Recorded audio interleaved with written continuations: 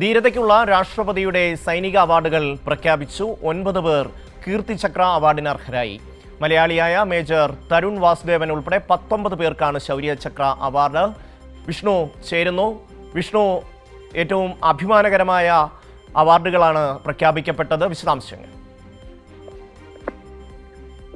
ഷമി, സ്വാതന്ത്ര്യദിനത്തിന് മുന്നോടിയായിട്ടാണ് ഇപ്പോൾ ധീരതയ്ക്കുള്ള രാഷ്ട്രപതിയുടെ സൈനിക അവാർഡുകൾ പ്രഖ്യാപിച്ചിരിക്കുന്നത്. ആകെ 78 പേരാണ് അവാർഡിന് അർഹരായിരിക്കുന്നത്. അതിൽ തന്നെ 9 പേർക്ക് കീർത്തിചക്രയും 19 പേർക്ക് ശൗര്യചക്രയും ഇപ്പോൾ ലഭിച്ചിട്ടുണ്ട്.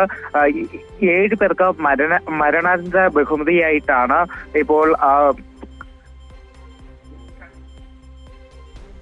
7 പേർക്ക് മരണാനന്തര ബഹുമതിയായി ഇപ്പോൾ അവാർഡുകൾ പ്രഖ്യാപിച്ചിട്ടുണ്ട്. ഏതായാലും ഞാൻ നേരത്തെ ചൂണ്ടിക്കാട്ടിയതുപോലെ 9 പേർക്ക് കീർത്തിചക്ര പുരസ്കാരം ലഭിച്ചിട്ടുണ്ട്.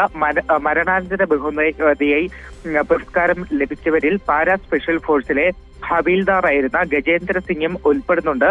അതോടൊപ്പം തന്നെ മലയാളികൾക്കും ഏറെ അഭിമാനമുള്ള ഒരു ദിവസം തന്നെയാണെന്ന്. കാരണം മലയാളിയായിട്ടുള്ള മേജർ തരുൺ വാസുദേവന് ശൗര്യചക്ര പുരസ്കാരം ഇപ്പോൾ ലഭിച്ചിട്ടുണ്ട്.